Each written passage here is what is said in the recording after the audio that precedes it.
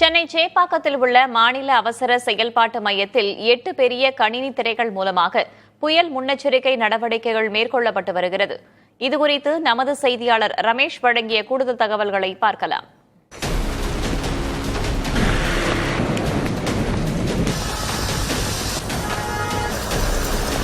வங்கக்கடலில் புயல் சின்னம் உருவாகி இருக்கக்கூடிய நிலையில் சென்னை சேப்பாக்கத்தில் இருக்கக்கூடிய தமிழக அரசின் எழிலக மாநில அவசர செயல்பாட்டு மையத்தில் கட்டுப்பாட்டு அறை திறக்கப்பட்டு தற்போது 24 மணி நேரமும் செயல்பட்டு வருகிறது. இதில் நீங்கள் பார்க்கலாம், தற்போது புயல் எந்த இடத்தில் இருக்கிறது, எந்த இடத்திலிருந்து எங்கே நகர்ந்து கொண்டிருக்கிறது என்பன போன்ற விஷயங்களும், அதேபோல காற்றின் வேகம் எந்த அளவுக்கு இருக்கிறது என்பன போன்ற பல்வேறு விஷயங்களை இங்கிருந்து அதிகாரிகள் கண்காணிக்கிறார்கள். தமிழகம் முழுவதும் இருக்கக்கூடிய ஏரி குளங்கள் பார்க்கலாம். காஞ்சிபுரம், செங்கல்பட்டு, சென்னை, திருவள்ளூரில் இருக்கக்கூடிய நீர்நிலைகளுடைய நீர்மட்டம் எந்த அளவுக்கு இருக்கிறது, அது மட்டும் இல்லாமல் இங்கு எந்தெந்த மாவட்டத்திற்கு ஆரஞ்சு அலர்ட், ரெட் அலர்ட், அதே போல எங்கெங்கெல்லாம் கொடுக்கப்பட்டிருக்கிறது என்பது குறித்து இந்திய வானிலை ஆய்வு மையத்துடைய தகவல்கள் அனைத்தும் இங்கே இடம்பெற்றிருக்கின்றன. அது மட்டும் இல்லாமல் டிஎன் ஸ்மார்ட் என்று சொல்லக்கூடிய பேரிடர் மேலாண்மை துறையுடைய அப்ளிகேஷனை மொபைல் அப்ளிகேஷன் கூட டவுன்லோட் செய்து இந்த மாதிரியான விவரங்களை பொதுமக்களும் தெரிந்து கொள்ளலாம். அங்க இருக்கக்கூடிய மாவட்டங்களை சேர்ந்தவர்களும் தெரிந்து கொள்ளலாம்.